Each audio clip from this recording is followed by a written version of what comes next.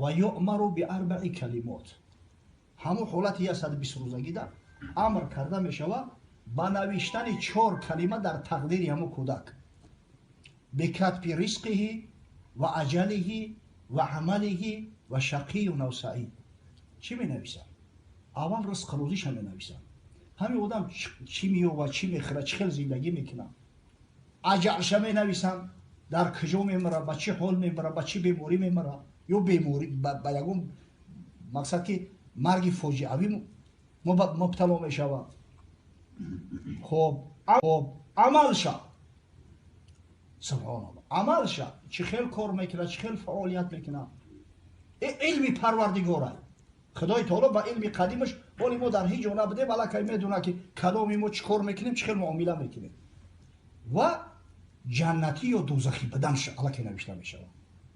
120 روزه کودک در شکم مادر الکی جنتی یا دوزخی بدنش ثبت شدگی که همین آدم مقصد توسط اعمال اینک جنت میروه یا که این بدبخت از دین برمیگرده خدا و پیغمبر را فراموش میکنه کافر دوزخی میشه.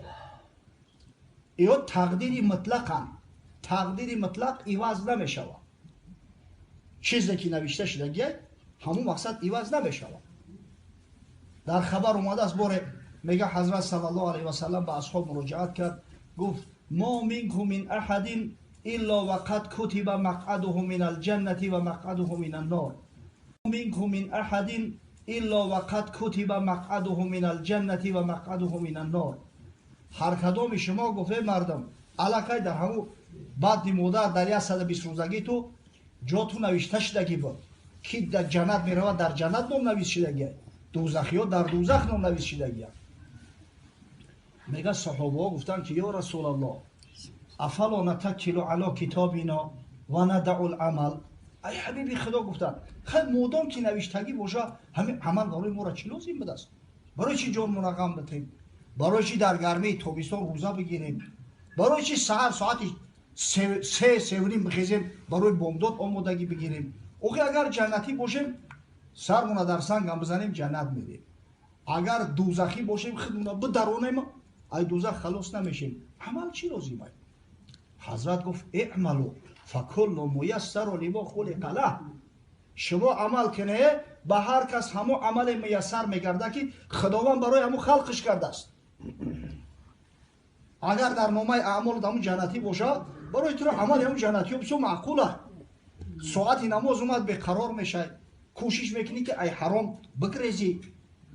اگر به شرطی که دوزخی باشی برای دوزخی را بدبخت همین میفتگیش در زنا و در حرام و در شراب صرف میکنن. و یا بدبخت گفت که ما را حرام میپروره نعوذ بالله. گفتم کافر شدی بدبخت. کسی میگه ما را حرام میپروره او مسلمان نیست دیگه. یعنی اون میدونه ایسر اینو کلمت ارزه که زن تبره ایسر اینو نکاح که زن طلاق شد. ببینید ولی همین متاسفانه همین مسئله را هنوز که هنوز است مخصوصا همین زیایی های ما نمیفهمن. این همین آدمایی که معلومات عالی دارن مقصد بنام زیایی اینتلیجنسی هم ولی مسئله تقدیر را نمیفهمن. او خیلی بودم که خدای تعالی پیشنگی نوشته باشه ایش برای چیه؟ ایش برای چیه؟ ای عمر خیام یک ربایی مشهور است خوب در مکتب درسش میتنبو یا رب تو گیلم سرشته ای من چی کنم؟ پشم قصبم تو رشته ای من چی کنم؟ هر نیک بده که آید از من به وجود تو بر سری من نوشته ای من چی کنم؟ مقصد خودت نوشته ای ای دستی من چیکار بیاید؟ حالا که در اسلام خیلی نیست. حضرت گفت اعملوا فکل میسر لما خلق له. خداوند کسی را مجبور نمیکنه نمیگه ای بنده فلان کار کن. و علم خدا علم خدا با یگان زمان و با یگان مکان محدود نیست. برای ما زمانی گذشته حاضر و آینده نزد الله همش اینم یه ورقی گذر پیش پروردگار چیزی پوشیده نیست.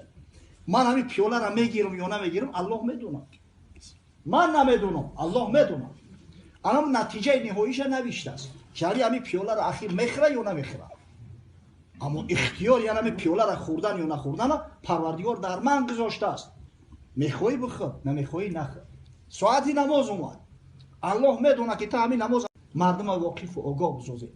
عیب نیست که خودمون گناه کنیم و با در گردن تقدیر بار کنیم که خیلی همین در تقدیرم نوشته، یه دست باید چیکار کنم؟ نامعقول کردی.